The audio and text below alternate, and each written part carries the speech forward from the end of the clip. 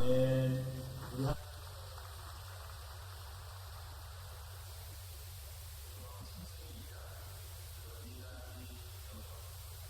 영역에 하나님의 나라가 임해야 된다.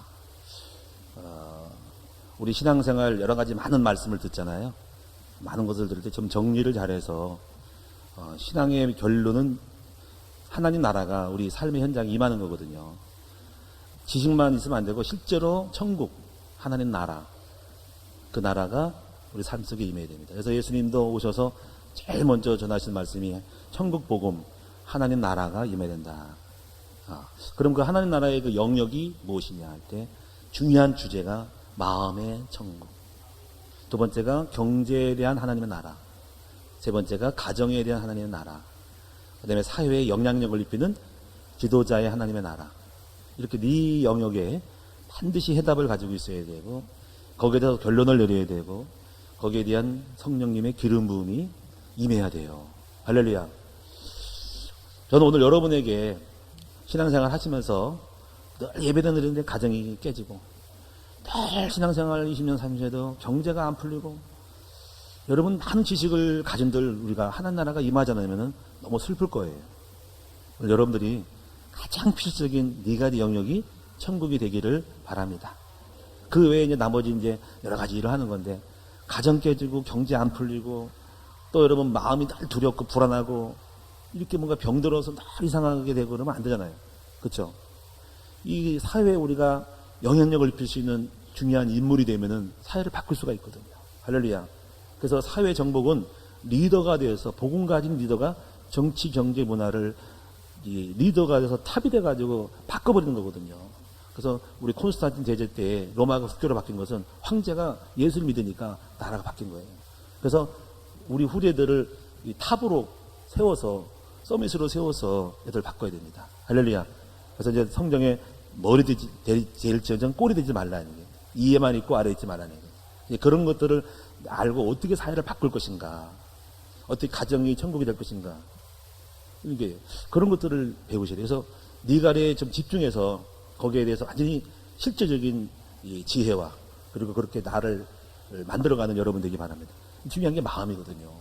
예수 믿고 구원받았다. 이 마음의 세계는 들어봐요. 마음 컨트롤, 마음의 평화, 상처 그런 게 있다고. 여러분 속에 병든 마음들, 응? 옛사람의 마음들, 흑암이 역사하고 막 두렵고 열등감, 뭐 상처, 율법 이런 거 다 버리고 마음의 감사, 평화, 그것만 넘어요. 평화와 평강, 믿음, 권세, 자신감 이래가지고 세상을 정복할 만한 담력이 있어야 하는 거예요. 자신감, 권세라 그래요. 그거를 할렐루야.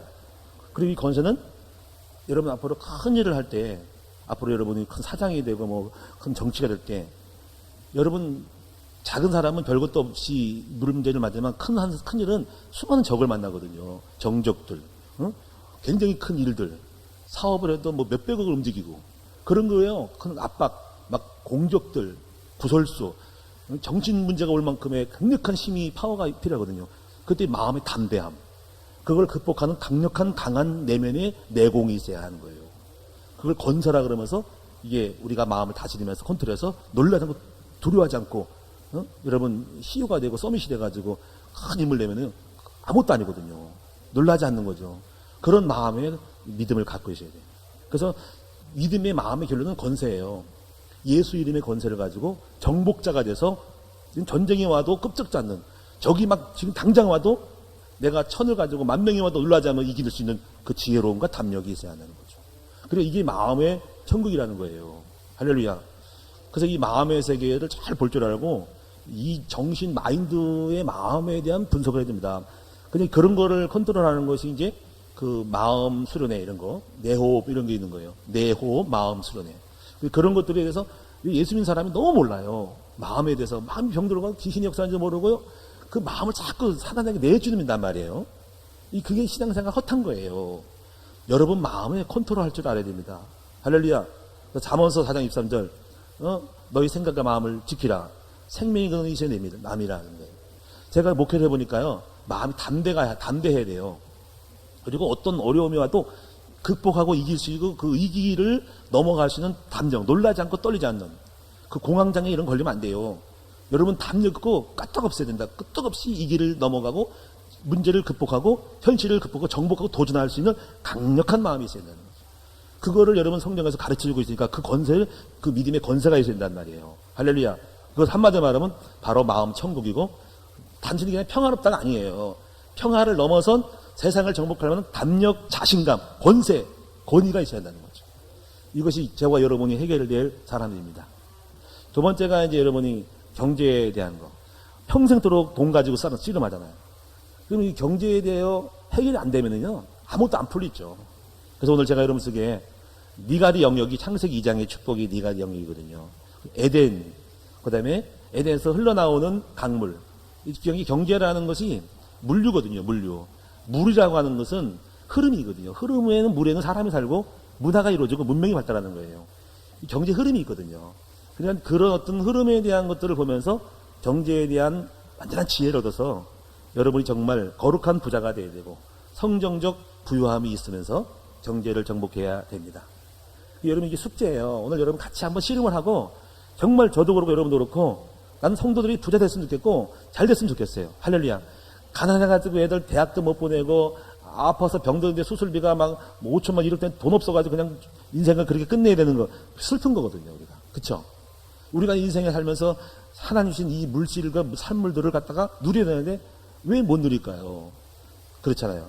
얼마나 자연이 만물이 많고 땅도 있고 건물도 많은데 왜 내 건 하나도 없어요. 그래가지고 아무것도 못해요. 그건 아니거든요. 그래서 오늘 여러분이 경제에 대한 그런 원리와 진리들을 배우고 마지막에는 결국은 이렇게 아무리 말해도 결국 내가 어떻게 경제의 축복을 받을 것인가라고 하는 그 원리와 매뉴얼 그런 것들에 대해서 같이 나누면서 함께 씨름을 할 수 있는 그런 싸워서 이기시는 저와 여러분 됐으면 좋겠어요. 지금부터 여러분이 경제 공부를 좀 하셔야 돼요. 성경적 경제관을 회복하셔야 돼요. 그리고 우리 아이들 너무나 이 세상에 내보내는데 학교 공부 시켜가지고 경제를 아무도 몰라가지고 맨날 가난하게 살아요. 그래서 아이들 경제사관학교, 경제학을 좀 가르쳐서 중학교, 고등학교 때 경제 이론을 좀 가르쳐요. 그래서 애들 세상에 정복해야 되는데 불신자들 하나님 없는 사람들은 경제를 배워가지고 정복하거든요. 예수 믿는 사람들은 완전히 깡통이야. 돈 버는 방법을 배우고 경제에 대한 성경 경제를 배워야 된단 말이에요. 조금 돈 벌면 타락해버리고, 그렇죠? 또 예수님 잘 믿으면 경제가 없고 이게 아니거든. 그러니까 이런 것들을 한번 잘 정리해서 경제관, 성경적 부요에 대해서 함께 배워야 되고 또 여러분들 실제로 이거는 뭐 안다 되는 것은 아니고 실제로 여러분이 경제 회복해야 되니까 그런 점을 함께 시간이 많지 않지만은 좀 나누고 자 함께 경제에 대한 부분이 산업성교에서 산업인들을 데리고 모시고 항상 경제에 관련된 메시지를 하니까 같이 그 피드백하고 들었으면 좋겠어요. 자 여러분 그래서 서론을 한번 보시면서 재물에 관한 돈에 관한 10가지 진리를 주보에 나와 있는 것을 찾으면서 마지막 부분에 결론적으로 어떻게 할 것인가를 말씀드릴게요. 자, 우리 서론을 한번 여러분 편한 마음을 가지고 우리 부담스러운 주제이기도 해요, 이게. 자, 우리 서론을 한번 읽어보겠습니다. 시작. 하나님 나라의 첫 번째 영역은 마음 천국이고 두 번째는 경제 천국입니다. 가난한 것이 개인의 영성에 유익을 주지만 죽을 때까지 가난하게 사는 것은 하나님의 뜻이 아닙니다. 좀 더 적극적으로 하나님 나라의 일을 하기 위해서는 이 땅에 있는 물질을 활용하여 영혼을 구원하고 주의 나라를 확장하는 데 사용해야 합니다. 돈을 버는 것이 목적이 아니라 돈이라는 도구를 가지고 하나님의 목적을 이루어야 하는 것입니다. 네, 서론의 내용이 좀 제가 정리해봤는데 괜찮죠? 이런 내용들을 잘 정리해서 개념들을 이해를 해야 돼요. 돈은 도구지 목적이 아니죠. 그러나 도구기 때문에 연장이 많을수록 좋죠. 돈이라는 그 농기구를 가지고 예를 들면 농사를 짓듯이 돈이 많아서 학교도 세우고 영혼 구하는 사업을 하면 얼마나 좋아요. 근데 그 돈이 목적이 되면 안 되니까 주객이 전도되면 안 되니까 그렇기 때문에 돈이 나쁜 것이 아니라 돈이라는 것을 어떻게 쓰냐가 중요하다고 하는 뭐 여러분이 알고 계시는 개념들을 정리를 하겠습니다. 먼저 10가지의 진리를 한번 살펴보면서 내 생각하고 맞는지 혹시 개념을 아직도 내가 좀 잘못하고 있는지를 한번 정리해 보도록 하죠. 첫째, 재물은 중요하다. 중요하죠. 돈 필요 없어. 아니에요. 경제가 중요하다. 이거 뭐 전부 인지를 하고 계시는 분이죠. 인간의 삶은 돈을 빼고 말할 수 없습니다. 돈 때문에 웃고 울기도 합니다. 무전 유죄, 유전 무죄, 이런 말이지만은 돈이 무정 없으니까 죄가 됐다. 이런 것도 사회에서 나오는 일. 돈 있으면 감옥에 안 들어갈 때 돈 없어서 들어간다. 그런 말도 나오죠. 돈은 묘한 것이죠. 돈을 잘 활용하면 행복의 원천이지만 잘못 취급하면 돈에 찔린다. 돈이라는 칼에 잘못 만지고 움직이면 돈이 나를 찌른다. 근데 성경에 보면 돈을 일만하게 뿌리라. 이 돈에 미혹되면 자기를 상했다라는 말도 나옵니다. 그러니까 돈을 좋아하는 거하고 사랑하는 것 차이 있죠. 사랑한다는 것은 돈의 최고로 우선순위 있는 거고, 좋아하는 것은 필요하기 때문에 어느 정도 좋아하는 거죠. 사랑하고 좋은 거 달라요. 여러분 돈을 좋아하셔야 됩니다. 할렐루야. 사랑하지는 마시고. 이 차이가 있는 거예요. 사랑은 그게 오직 최고라는 거예요. 좋아하는 것은 다 좋아하잖아요. 마이크를 좋아하고 차를 좋아하고. 사랑하면 안 되지. 사랑과 좋아하는 거 차이가 있어요. 그런 것도 좀 개념을 이해하시고. 돈은 인간의 가장 큰 걱정이기도 합니다. 참고로 성경 구절 제가 세 군데를 정하는데, 전도서 10장 10절에 보니까 이런 말씀이 있는데, 철 연장이 무뎌졌는데도 나를 갈지 않으면 힘을 더 든다라는 말이 있어요. 그 다음 말은 뭐 지혜라는 말을 표현했지만, 물론 지혜가 없으면, 연장이 없으면, 지혜 연장이 없으면 힘이 든다는 것처럼 지혜를 표현하지만은, 돈을 생각할 때는 그런 거예요. 여러분, 돈이 없으면, 돈이 무뎌졌으면 무슨 일을 할 때 힘이 든다는 거죠. 그러니까 철 연장이 갈아야 된다. 그러니까 경제적으로 윤택하고 힘이 생기면은 일을 할 때 좋다는 그런 얘기고요. 또 잠언서 17장 8절하고 18장 16절은 좀 오해하시 말고, 제가 돈의 가치를 설명하니까 표현이 어떨지 몰라도, 뇌물은 사람의 앞뒤를 형통하게 한다는 거죠. 또 보니까 사람이 선물을 그 얘기를 넓게 하고, 그리고 그 선물은 왕 앞에 앉게 한다는 거죠. 돈의 이력을 말하겠죠. 그러니까 요즘 돈 때문에, 뇌물 청탁 때문에, 이것 때문에 중국도 막 부정부패 막 하지만은 나쁜 거지만, 어떤 간에 제가 표현하는 말은 바로 돈의 이력이 얼마나 크냐 하는 것이죠. 그 다음에 두 번째 보면은, 여러분이 이렇게 재물을 악하다고 생각하지 말아야 된다. 이 극단적이 되면 안 되죠. 재물이라고 하는 것은 일종의 그 물물 교환의 대체 도구이기 때문에, 돈을 부인한다는 것은 삶에서 물물 교환을 부인하는 모든 물질을 부인하는 것 같은 거예요. 과거 원시시대에는 내가 가지고 있는 물건을 갖다가 어떤 장마당에 가가지고 서로 교환하는 거죠. 근데 그게 등치가 클 때는 그거를 양 100마리를 갖다가 내가 주고, 어떤 사람이 어떤 땅을 가질 때 그 양 100마리를 끌고 가야 되는데, 근데 그 사람이 받는 사람도 싫어해요. 왜냐면 나는 양 100마리를 당신이 나한테 줘가지고 내 땅을 당신 갖지만은 그 100마리를 받아서 수용할 수 있는 공간이 없기 때문에 나 싫어. 이 얼마나 불편해요. 그리고 그거를 끌고 가서 그 사람하고 팔려니까 힘들잖아. 그러니까 그 교환에 있어서 굉장히 부담스러운 물질의 크기와 이런 것들을 갖다가 작은 단위인 화폐로 가격을 매겨서, 그 당시 일단 돈이 아니겠죠. 어떤 보석이라든가 어떤 물질을 갖다가 이거를 그만큼 화폐의 가격을 만들어서 그거를 줌으로써 물건을 팔 수 있고, 그리고 그걸 받아가지고 그 사람은 그걸 다른 물건을 살 수 있는, 그 통용되어지는 것은 중요한 보석과 그런 재물이에요. 이거 가지고 현대에 들어서서 화폐라는 개념으로 바꿔서 이제 한 장의 종이 가지고, 지금은 한 장의 종이도 아니고 뭐 여러분 은행의 계좌에 있는 거 하나만 가지고도 까딱도 안 하고 주머니 부족하지 않아도 여러분이 그걸 가지고 물건을 살 수 있다. 그냥 경제 재물을 부인한다는 것은 결국 그 원시대의 물질에 대한 거를 그 자체를 부인하는 것 똑같은 거예요. 그러니까 돈은 물질이거든요. 산물이거든요. 자, 그래서 여러분들이 재물 자체를 악하다고 생각하면 안 되는 거예요.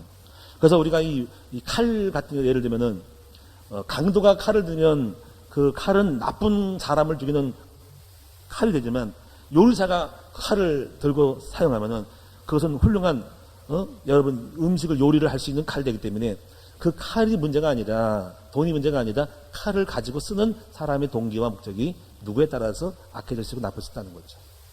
그래서 여러분이요, 그런 어떤 뭐 성경에 보니까 이런 거죠. 사람이 죄인이 뭐 나쁘게 예를 술을 팔고서 돈을 벌었다. 근데 그것도 주를 위해 쓰면 좋다라고 생각하시는 개념이 있어요. 그리고 거룩해진다는 거죠. 버릴 것이 아니라 주의 이름으로 거룩해진다. 이런 거. 자, 그래서 여러분이 이제 재물은 결코 악하지 않다. 돈을 가진 사람이 어떤 용도로 쓰느냐에 따라서 악해 보이는 것이다. 자, 세 번째 봅시다. 재물에 대해 온당치 못한 태도는 해를 끼친다. 예를 들면은 마태복음 19장 10절에 보니까는 재물에 대한 태도 때문에 이 사람 큰 손해를 보죠. 부자 청년이 있는데 이 사람이 예수님의 능력과 기적을 보고 이렇게 주님을 따라다니면서 예수님이요, 나도 당신의 제자가 되겠습니다. 부자 청년이라서. 그러더니 예수님 하신 말씀이, 나를 따라오려거든 그 재물을 가지고는 못 따라올 텐데, 재물에 대한 관심과 그거 유지하기 때문에, 그래서 너의 재물을 다 팔고 가난한 사람에게 구제하고 와서 그 그 다음에 나를 따르라. 그러니까 재물을 너가 없어야 나를 따른다. 이렇게 말씀했더니 청년이 근심하여 갔다 그랬어요. 그러니까 그만둔 거죠. 안 한 거죠. 재물을 못 버리겠다 이거지. 그냥 뭐 어쩔 수 없죠. 자기 재물을 그러나 중요한 거는 우리 예수님 입장으로 볼 때 영적으로 볼 때는 그 사람은 손해를 본 거죠. 재물이라고 하는 것에 걸려서 제자의 길을 못 가니까 결국은 재물로 뭘 얻을지 몰라도 재물 가지고 오히려 영적인 축복은 못 얻었다라니까는 이거 여러 사람마다 다 그게 많죠. 난 돈 벌기 위해서 제자가 안 되겠다라는 똑같은 경우거든요. 버릴 수 없다 이거지. 그 다음에 또 하는 말씀이 유다 같은 경우 잘 아신 유다처럼 은 30에 스승을 팔았다가 할 때, 돈과 스승을 판 이 두 가지 가치를, 이 돈이 그래서 해하게 된다는 것이죠. 여러분 같은 어떨까요? 돈 때문에 여러분 어떤 스승님을 팔거나 어떤 사람을 배반을 하거나 친구를 배반하거나 팔아먹거나 군 기밀을 갖다가 돈을, 정보를 빼서 북한에 팔아가지고 중국에 방사업체 팔아가지고 수십억을 얻는다? 내가 다녔던 회사에 기밀을 취급했던 사람인데 내가 그 기밀을 뭔가를 알고 있어. 근데 이거 접근해가지고 당신 그 기밀을 빼내오면은 당신에게 500을, 100억을 주겠다. 그러면 그 기밀을 넘겨가지고 팔았다. 넘겨서 돈을 받았다. 뭐 이런 경우는 국가에 대한 해를 끼친 것이거나 물론 자기 이익은 받았지만 회사에 이익을 끼치지 않기 때문에 그거는 경제사범이라든가 보안법에 걸리는 것이잖아요. 이렇게 자기의 유익을 위해서 어떤 본질을 정의를 잃어버리게 되는 것도 그런 태도는 결국 해를 끼치죠. 그는 범법에 대해서 구속수감이 되는 것이죠. 자, 이런 것들. 그래서 우리가 돈을 위해 살지 말고 주를 위해 살아가야 될 목적을 바로 해서 이 가치가 없으면은 돈에 의해서 많은 걸 잃어버리는 것이죠. 자, 네 번째 보겠습니다. 재물은 행복을 보장하지 않습니다. 자, 그렇죠. 행복이라는 것이 돈만 있다는 건 아니잖아요. 그러나 또 반대로 역설적으로 가난은 행복을 가져다 주지 않는다. 그러니까 돈이 절대적인 것은 아니고 또 가난이 그렇다고 해서 좋은 것은 아니라는 거죠. 그런 어떤 묘한 정의, 뭔가 흑백 논리가 아니라 그 절중점 속에서 가지고 있는 그 관점들을 잘 가지셔야 될 거예요. 그래서 로마서 14장 17절에 보니까 하나님 나라는 먹고 마시는 것이 아니요 의와 평강과 희락이라는 것이죠. 먹고 마시는 것은 물질이잖아요. 그게 아니라는 거죠. 그래서 잠언서를 또 보면 이런 말씀이 있어요. 사람이 집에 육선이 가득하고, 육선은 무슨 고기 전 부치는 거 여러 가지 아주 먹을 것이 풍성하고 싸우는 것보다는 차라리 누룽지 마른 떡 하나 먹고 한 조각 먹고도 화평한 것이 낫다 하는 말씀이 있으니까 돈이 있다고 해서 행복을 보장하는 건 아니고요. 정선택한다면 돈을 덜 벌더라도 행복, 가정의 관계, 행복, 인간관계, 사람의 관계가 더 중요하지 않은가. 근데 오늘날 많은 사람이 소중한 가치를 다 잃어버리면서 돈이라는 가치에 중요한 소중한 것을 빼앗기니 슬픈 삶이 되는 것이죠. 왜 그렇게 됐을까? 이게 황금 만능주의에 빠져서 돈에 빠져서 소중한 가치를 잃어버리는 그러한 이탈. 그게 제약이에요. 제라는 것은 신이라는 건데 벗어나는 것이죠. 왜 자꾸 이랬을까 하는 거죠. 자, 그 다음에 5번에 보시면 재물은 성경의 중요한 주제죠. 성경의 이야기를 보면 경제에 대한 이야기 빼놓고 별로 할 말이 없죠. 사실 창세기도 보면 생육, 번성, 정복, 물질 들어가는 거고. 그리고 또 창세기 그 12장에 보면 아브라함, 이삭, 야곱, 요셉이라는 네 인물이 성경에 나오거든요. 전부 경제와 관련되어 있다니까요. 아브라함이 하나님이 복을 주겠다고 처음부터 부르셨고, 또 이삭도 100배나 받았다. 셈의 근원을 우물물 경제에 대하고, 또 르호봇의 땅을 찾아 르호봇 경제라 그래요. 르호봇 경제를 받았다. 야곱도 양떼의 힘이 번성하고 번창해서 양떼가 떼를 이루고, 전부 그 얘기입니다.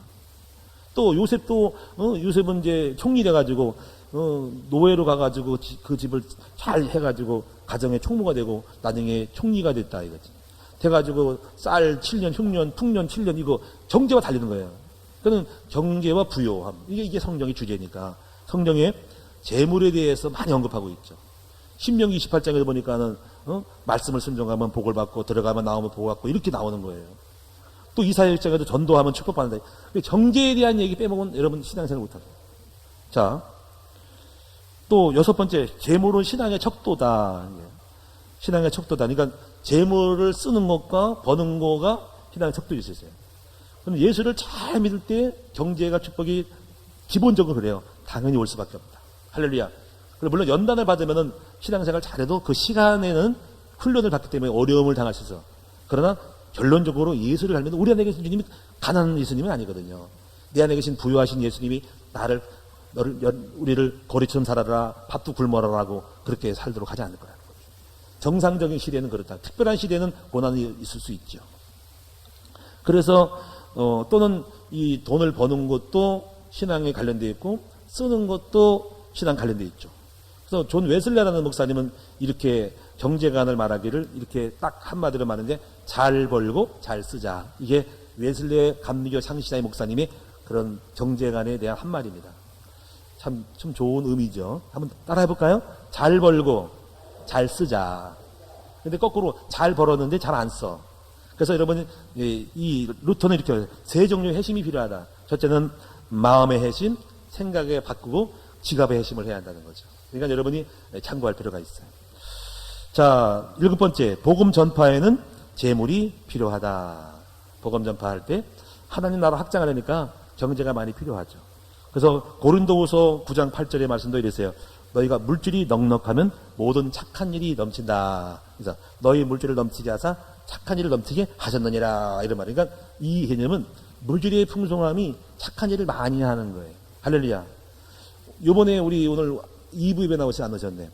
우리 아무개 성도님이 우리 건강식품을 하는 성도님인데 참 너무 훌륭한 분이에요. 예배 잘 나오시면서 처음으로 나오신 분인데 은혜 받아가지고 내가 우리 교회에 우리 청소년 사역을 하니까 어떻게 해야 청소년들을 도울까 하다가 조그만 자기가 관련된 일을 연결해가지고 이런 일을 했어요. 왜냐면 우리 애들 축구단이 있거든요.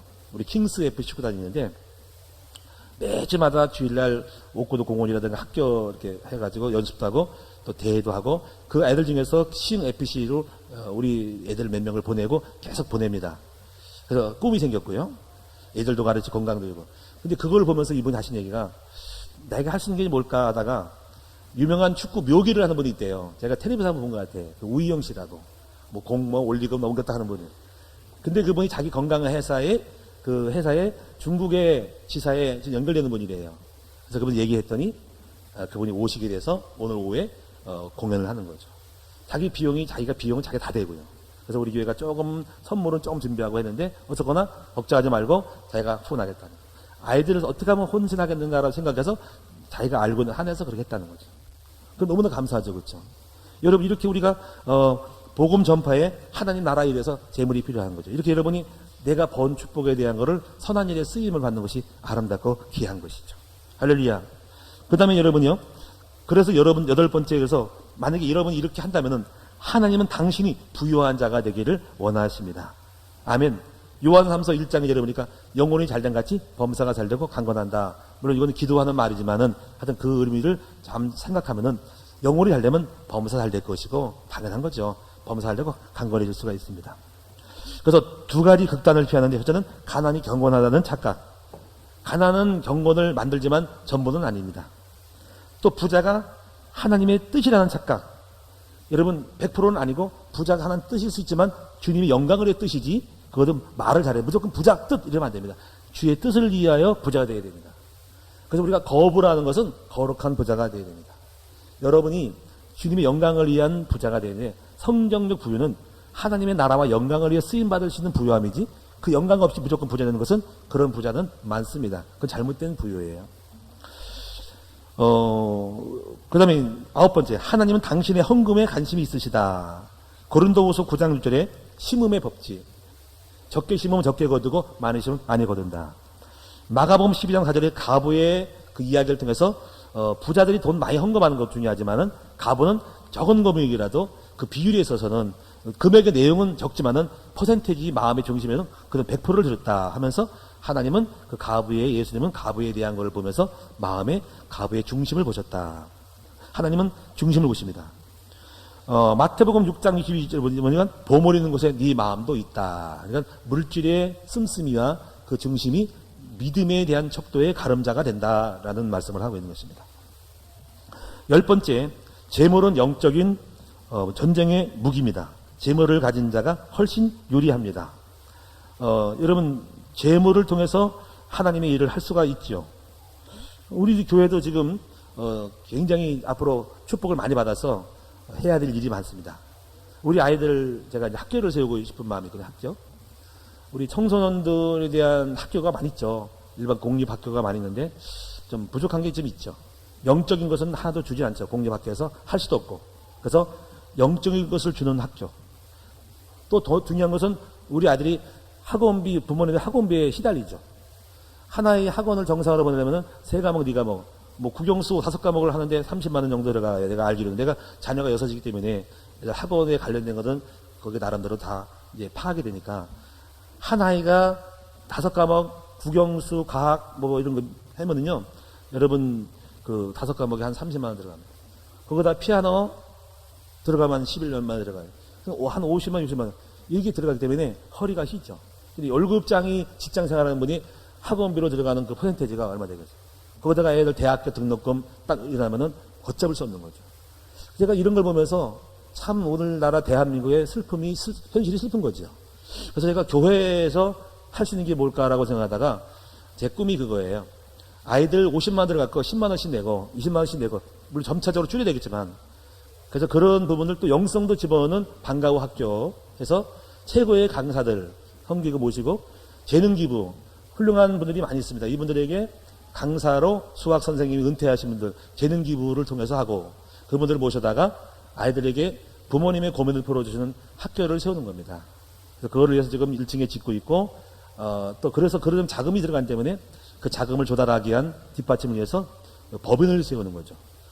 그 자금을 끌어들이기 위해서 국가적인 복지 자금이 들어있고 청소년 예산이 어린이 복지가 있고 그다음에 기업체의 후원을 받도록 하는 그 기업체마다 그렇게 돼 있거든요. 기부하게 돼 있거든요. 그런 부분들. 그리고 이제 그래서 그걸 통해서 그 기업은 아무나 주지 않습니다. 법인의 복지단체만 줍니다. 그래서 제가 복지단체를 세웠어요. 그게 바로 국제청소년진흥협회.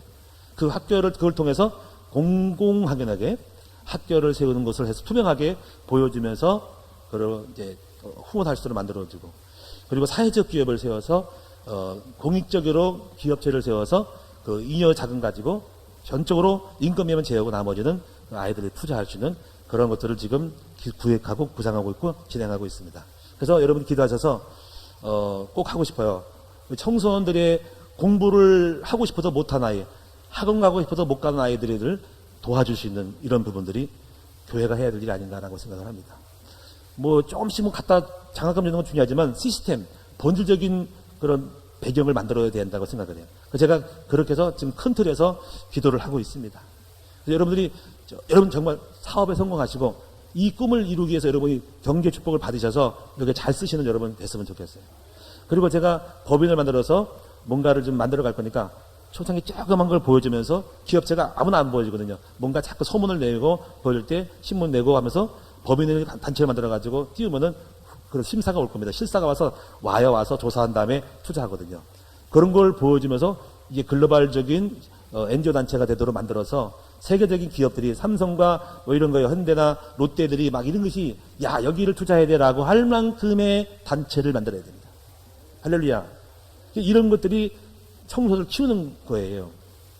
여러분 미국에 누굽니까 그 어떤 흑인 그 뭡니까 그 여자분이 아프리카 여자들 돕잖아요. 어? 이렇게 뭔가가 그렇게 기업체 또 이게 돕고 민족 사관학교 같은 것도 파스텔 그 우유가 민족 사관학교로 후원하잖아요. 이렇게 아이들을 키우는 일이 우리가 교회가 해야 돼요. 그리고 교회가 미래에 정말 가치 있는 교회가 되는 거예요. 교회가 사회적으로 뭘 할까요? 그런 거를 해결하는 거 교회가 부흥만 시키려면 안 되는 거예요. 교회가 이렇게 뭔가 사회적인 대안이 되어지고 고민들을 풀어주는 사회적인 어떤 시대마다의 그 트렌드를 만들고 필요성을 채워줘야 됩니다. 할렐루야. 그럼 여러분들과 단순히 나가서 뭐 방주 양념도 아니고 그런 것보다도 제가 생각하는 어르신도 중요하지만은 아이들 청소년들을 지금 애들 안 낳기 때문에 아이들을 투자해야 됩니다. 그리고 그 교회가 미래가 있는 것이죠. 사랑하는 여러분, 재물은 영적인 전쟁의 무기이기 때문에 여러분이 저는 그래서 성도들이 복을 받아야 된다라고 저는 믿습니다. 또 복 받도록 그렇게 만들어야 되겠어요. 그래서 여러분이 잘 벌고 잘 쓰도록 해야 되겠다. 아멘. 자, 그럼 결론적으로 그러면 경제 축복을 어떻게 받을 것인가라는 그런 이제 매뉴얼, 이걸 안다고 해서 하루씩 되는 건 아니고 이제 하나하나 여러분 매뉴얼을 정리하시고 스스로가 한번 생각을 하셔야 됩니다. 이게 소위 말하면 경제 간이거든요. 나만의 경제 매뉴얼. 무조건 열심히 해고 통실한다가 아니라 정죄 축복의 첫 번째 단서는요, 이렇게 생각을 하는 이의식이 있어야 됩니다. 축복은 하나님이 주셔야 된다. 이렇게 생각을 해야 돼요. 여기 이해하고 동의하십니까? 성경을 보면 돼 있어요. 만물은 주의 것입니다. 주님이 주인장이시거든요. 주님이 주머니를 풀으셔야 됩니다. 내가 마음먹은 사람의 복을 주는 주님의 절대적인 역사하심이 있어야 한다는 거죠. 저는 목회할 때 목회가 머리 좋고 뭐 내가 머리 쓰고 되는 거 아닙니다. 적어도 하나님이 함께 하셔야 목회가 되는 거예요. 제가 깨달은 거예요. 제가 7번 실패를 했어요. 근데 안 되는데 결국 깨달은 겁니까? 이거예요. 완전히 나를 자포자기하고 절망하고 나를 내놨을 때 이걸 가르치는 거야. 하나를 배운 거예요. 엄청 큰 걸 배운 건데 실패를 통해서. 너 안 되지?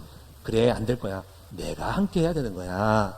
그래서 제가 좋아하는 말씀, 시편 127편 1절에 2절 말씀. 여호와가 함께 하지 않으면 세운 자의 쓰고 그것되고 주님이 지켜주지 않으면 파수꾼의 경건성함이 밤낮으로 깨어 있어도 안 된다는 거죠. 제 의식인 겁니다.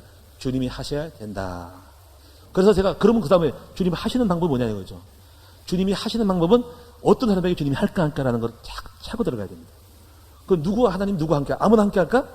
그 안에 단초가 있잖아. 언약이 있잖아. 그거는 여호와를 경외하는 자. 정말 주님을 사랑하는 자가 함께 하시는 거죠.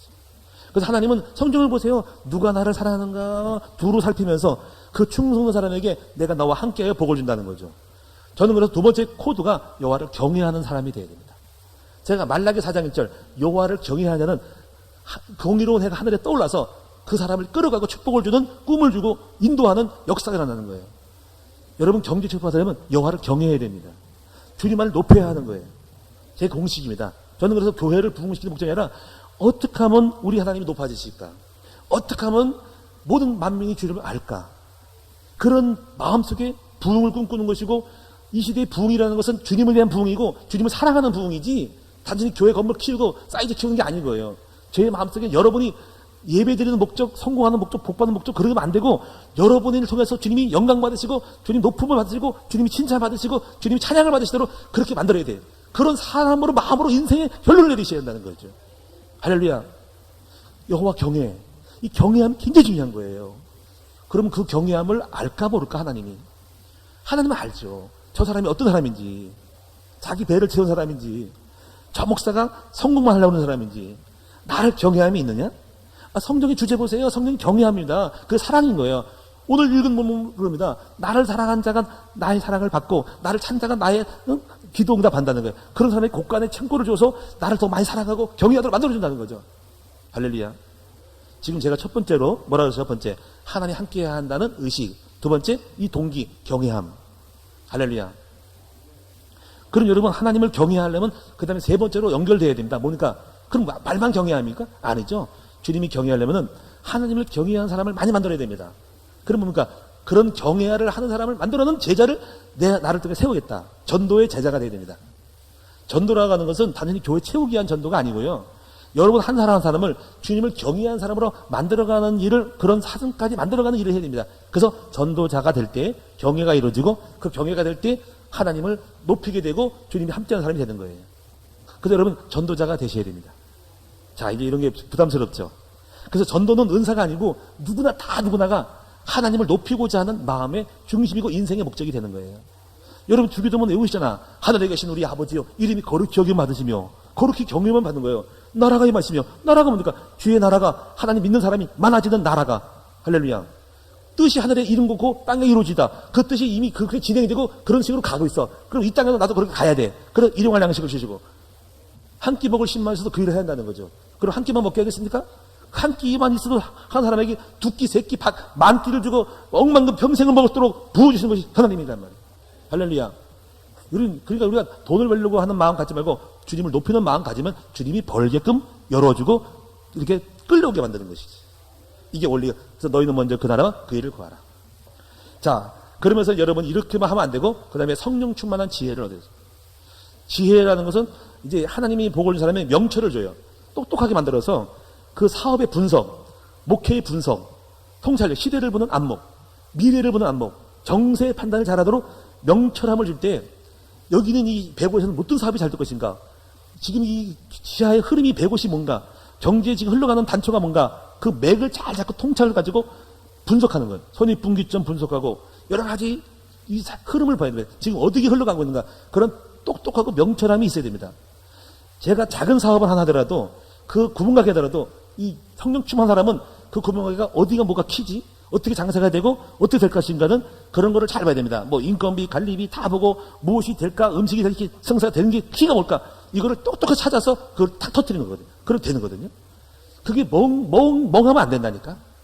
그러니까 술 취하지 말라. 그럼 지혜가 없어지고 게임에 빠지 말라. 둔해가지고 영이 안 열리니까 사업을 해도 이상하게 하고 안 되는 장사를 하고 안 되는 곳에 가가지고 안 되는 내용 업종을 가지고 안 되는 그 계산도 안 나온 갖다가 돈을 쓰고 인력을 쓰고 해가지고 뻥 터지고 왜 그러냐 이거.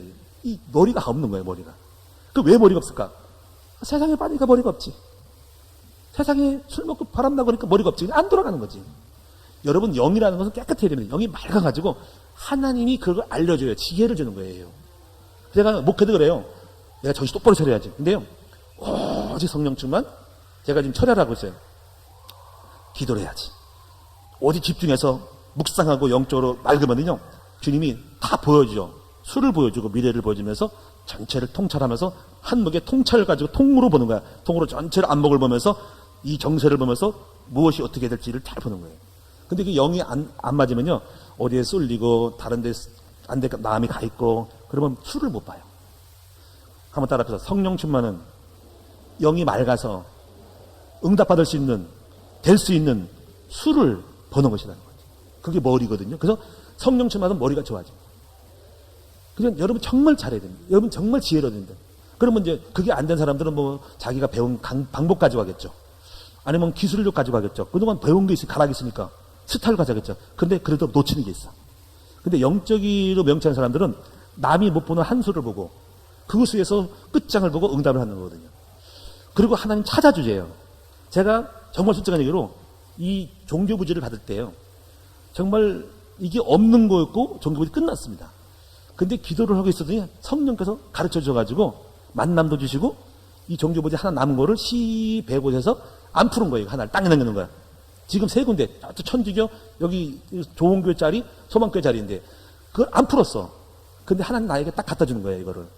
몰랐어요. 아무도 안 됐대. 끝났대. 근데 기도하고 영적인 일을 하니까 나에게 하나님 나를 인도하고 가이드를 인도해가지고 그것을 알게 하시고 그거 가지고 단독으로 찾아 들어가가지고, 여러분, 시흥식 대고 이거 갈리단 돌아가가지고 여기 딱 남아있잖아요. 어떻게 하느냐는 거예요. 있으니까 우리가 살 거니까 해라 했더니 그러면 이거를 신청하라고. 이거를 공고를 하도록 당신이 신청하면은, 목사님 신청하시면 띄워주겠대. 한 달 기간이야. 그 한 달 기간에 우리가 단독으로 들어갔는데, 그때 여름 행사 때 다 교회, 주변 교회가 다 행사야, 여름 행사. 근데 우리 교회가 딱 받은 거야. 아무도 몰랐어, 그거를. 여러분, 이게 우리가 우연일까요? 하나님이 소위 말하면 점지해 주신 거야. 하나님이 축복하셔서 우리를 사랑하기 때문에 감췄다가 기다렸다가 딱 갖다 주신 거예요. 가정이었던 간에 어떤 간에 신기하고 놀라운 거죠. 할렐루야. 저는 그것이 됐다라기보다도 주님이 나와 함께하는 제가 확인되는 거. 아, 성령은 정확하구나. 그리고 분명해서 어린이를 사랑할 때 주는 거. 우리 게 어린이, 공원, 어린이 공원, 주차장 돈 들고 짓는데 그냥 주잖아, 여기 공용주차장. 공원이 열려들 때 물놀이 파크래, 파크. 내가 파크. 10일 안에 끝난대요. 여러분이요, 지금 열심히 하고 있죠. 물놀이 막. 하나님이 주신 축복이에요. 하나님이 주신 축복 받으셔야 돼요. 할렐루야. 그러니까 성령 충만과 깨어있으면 주님이 아이디의 촉수를 딱 채웠을 때 그 사인을 주는 것을 잡고 가는 거예요. 그게 영적으로 기도를 해야 될 이유예요. 그래서 문제를 만나면 금식을 하거나 기도해가지고 깊이 주님 앞에 엎드려서 주님이 잠잠히 여호와를 기다리고 주의 음성을 듣고 해야 됩니다. 여호와를 경외하면은 소스를 줘요. 탁 던져줘. 뭔가 아이디어를 줘요. 그러니까 지금 제가 하는 말을 그냥 이론으로 하는 게 아니에요. 정말 여러분이 나를 풀어, 내심을 풀고 주님 안에 하셔야 한다는, 그리고 전적으로 주님을 의지하는 그 주님 안의 동기를 가지고, 그 다음에 여호와를 경외하는 마음 가지고, 그리고 주님이 경외하는 사람은 전도자가 되기 때문에 전도자에게 주지 아무나 주는 아니기 때문에 전도자라는 전도를 잘 못해도 여러분이 마음속에 중심을 갖고 나는 하나님 나라 일을 사람이야. 이런 세팅을 하라고. 주님께 발견되고 그 다음에 기도를 하라고. 그러면 성령이 지혜를 줘가지고 그렇게 성령이 교통을 하게 돼요. 할렐루야. 경홍에 한 살 죽고 싶은데 기도를 안 하니까 영적으로 안 깨어있으니까는 계속 사인을 줘도 못 알아먹으니까 자꾸 흘러가는 거야. 놓치는 거야. 그러니까 같이 가야 돼. 깨워 기도해야 됩니다. 하나님이 사인이 왔어. 경외하기 때문에 이미 천사가 왔는데 흑암이 가로막으니까 안 열리고 멍해가지고 응성 못 듣고 듣지 못하고 지나가는 버스 지나가는 엔진 만든 거예요. 제가 지금 말한 거를 소리하지 말고 꼭 깨고 기회해야 되니까 이런 매뉴얼이 만들어야 돼요. 그러면서 정말 이거는 방법인데 하나님 주신 지혜가 종잣돈의 원리예요. 제가 목회를 하면서요. 여러분 종잣돈의 원리를 꼭 배우시면 이거 제가 이거 다 말씀드렸고 달란트 비유 마태복음 25장이니까는 이게 원리입니다. 작은 일에 성공해야 됩니다. 한 달란트를 잘 사용했더니 하나님 보시고 2개, 3개를 주면서 착하고 충성자가 내가 더 큰 것을 맡기리니 라는 거죠. 여러분 일확천금을 노리지 말고 여러분 스스로 작은 것을 성공하셔야 됩니다. 제가 이 주보에다가 여러분 펠리칸의 비유를 들었는데 그 얘기가 그럽니다. 이 펠리칸이라는 어떤 짐승이 바닷가에서 고기를 잡아먹는 건데 어부들이 낚시 큰 어망으로 해서 잡아가지고 잔챙이들은 던져버려. 이 펠리칸들이 그걸 갖다가 잔챙이 먹고 사는 거야. 근데 어부가 던져주는 찌꺼기 먹고 사는데요. 근데 어부들이 생각이 바뀌었어. 고기도 많이 잡히니까 이 잔챙이를 갖다가 던지지 말고 이거 갖다가 상고파 시켜서 이것도 팔아먹자 해가지고 그 잔챙이가 떨어진 거야. 그러니까는 그 훈련을 못 받은 이 펠리칸들이 잔챙이를 기다리다가 없으니까 그냥 굶어 죽는 것이 많이 생기는 거야. 근데 어부들이 걱정을 한 거야. 아니 펠리칸들이 왜 스스로 물고기 안 잡고 죽지? 해가지고 저거 체질을 바꾸기 위해서 밖에 가서 스스로 잡아먹을 수 있는 독립적인 펠리칸을 갖다가 몇 마리를 수입해가지고 풀어놓은 거야. 그런데 그 수입된 그 독립적인 펠리칸들이 물속에 들어가서 잡아먹으니까 다른 펠리칸들이 보고 따라서 해서 스스로 찌꺼기 먹는 게 아니라 스스로 잡아먹기 시작한 거예요. 그래서 살아났다는 거예요. 이건 뭘 말하냐면요. 사람은 자기 것을 해야 되고 자기 사업을 할 줄 알고 작은 것이라도 그것을 키울 줄 아는 역량을 만들어 가야 됩니다. 안 된 사람 보면 항상 남에 붙어 있어. 남이 하는 거를 곁들이 하고 옆에서 붙어서 뜯어 먹으려고. 작은 거라도 내 역량을 키우도록 작은 것을 내가 해야 되는 거죠. 할렐루야. 오늘 여러분 제가 보면 참 답답한 사람이 너무 많고 여러분 여러분의 것, 여러분의 사업, 여러분의 역량 키워서 하시는 여러분 되기 바랍니다.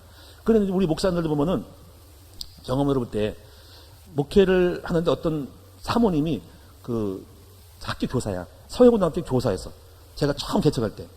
근데 그분이 돈이 많아가지고 저는 건물을 못 주고 굉장히 빚도 지고 없어가지고 막 시달리고 막 그랬거든. 근데 그분은 돈이 있어가지고 뚝딱뚝 잘 주고 딱 앉았어. 근데 사모님은 가정교사야. 그 목사님이 부인이 교사니까 걱정도 없고 기도도 안 해도 되고 놀러 다니는 거야. 근데 결과가 나왔어. 저는 없는데 저는 이렇게 왔고 그분은 언제든지 사라져버렸어. 그러니까 그게 뭔지 아세요? 옆에서 도와주고 보태주니까 목사님 자체가 스스로 독립성과 자립심이 없은 거예요. 기도할 필요가 없어요. 먹고 사니까. 계속 사모님 가정교사 지금도 인지 모르겠어. 이사 갔으니까 딴 데 갔겠지. 그게 사람을 망치는 거예요. 여러분이요. 오늘 여러분이 작은 일에 충성하는 작은 거라도 거기서 내 역량을 키우고 키워나가는 여러분 되셔야 됩니다. 그래서 그 역량이 그 작은 걸 성공한 사람의 노하우가 그 다음에 성공을 만들고 하는 거예요. 그래서 여러분이 꼭 이 원리를 배우시는 거예요. 한번 따라하겠습니다. 작은 것에 성장하는 큰 것도 성공하는 원리를 배운다. 다윗이 그래서 시편 78편이니까 작은 목동 생활을 숨기는데 거기서 원리를 배웠습니다.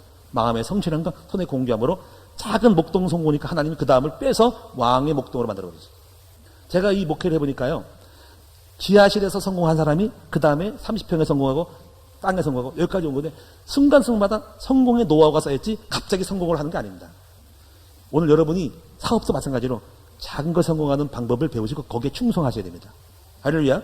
자꾸 남에게 바라보고 어떻게 일확천금 하려고 하지 말고 100만 원짜리라도 배추 장사하든지 과일 장사하면서 그거 가지고 내 일을 하고 절대로 남 도움받은 생각하지 말고 그 남이 도와주면 뭘 스스로 뭐라고 내가 쫓아다니지 말고 내 것을 내가 만들어서 네 역량과 키워서 거기서 100을 만들고 500을 만들고 1000을 만들고 1억을 만들고 이렇게 해서 그렇게 내 것을 역량을 키워야 돼요. 할렐루야. 내가 주류가 돼야 됩니다. 조직과 경영을 배운 자가 되셔야 되고 경제 축복을 받은 사람들을 연구를 하셔야 되고 마지막으로 하나 지혜를 얻어서 경제에 대한 많은 방법들을 다양하게 배우시는 여러분 되기 바랍니다. 그리고 어떤 것도 나는 그게 싫어라만 하면 안 돼요. 오늘 여러분에게 경제의 축복에 수많은 지혜가 있기를 축원을 드립니다. CEO들은 어떻게 돈을 벌까? 회사의 사장들은 회장님 어떻게 볼까? 그들은 주식 가지고 부를 이룹니다. 우리는 서민들은 위험한 거라고 생각하지만 회사의 CEO들은 주식이 그들의 사업을 일으키는 큰 관건입니다. 그들은 자기 주식의 총액이 회사의 자산가치가 돼요. 그래서 여러분이 굉장히 기업들이 하는 모든 목표는 그 코스피라든가 코스닥에 상장하는 것이 그들은 목표예요. 그러면 그 주가가 오르면서 자기 자산가치가 늘어납니다. 그래서 지금 현재 코스피의 가장 큰 시가총액이 우리나라 최고 부자가 누굴까요? 그것은 삼성전자입니다. 삼성전자가 제가 알기로는 574조인가 됩니다. 574조 560 몇 억이에요. 이게 삼성인데 그거는 시가총액은 주식수 곱하기 단가거든요. 삼성의 주가가 지금 한나에 280입니다. 제가 옛날에 청년 때 그 주식에 대해서 좀 알고 있었거든요. 그리고 그때 30만 원이었습니다. 제가 말씀드린 것만은 뭐냐면은 세상에 돈 버는 사람들이 다 있다는 거죠. 어떤 사람은 부동산으로, 어떤 사람은 경매로, 어떤 사람은 식당 영업으로 해서 봅니다. 눈을 떠야 한다는 거죠. 아주 어려운 것 같지만은 어렵지만 그게 보물이니까는 찾는 거죠. 여러분 많이 경제를 공부하시는 여러분 되셔야 됩니다. 저는 우리 아이들에게 너무 경제를 모른다. 정말 좀 세상에 돈을 버는 방법 많은데 이걸 가감하게 뛰어들고 좀 지혜를 얻어서 했으면 좋겠다. 마음에 원하면 경제고등학교, 경제사관학교를 세워서 성경의 경제를 세상을 정복하도록 만들어야 되겠다는 거죠. 할렐루야. 여러분 정말 경제 흐름을 배우시기 바랍니다. 제가 한 가지만 하고 말씀 마칠게요. 시야에 여기 100곳에 왔는데요. 그게 보이더라고. 경제가 어떻게 돈을 버는 게 보이더라고요. 근데 보면 일단 식당 같은 경우도 보면요. 먹을 데가 없어요, 별로. 근데 되는 데가 몇 군데가 있는데, 우리 이 교회 주변에 몇 군데가 있는데, 저렇게 하면 안 될 텐데, 이게 보이더라고요. 여러분, 정말 저는 그렇게 생각을 해요. 우리 성도들이 좀 지혜를 얻어가지고, 경제적으로 돈을 축복을 받을 수 있는 사람이 좀 많이 나왔으면 좋겠다라는 생각이 듭니다.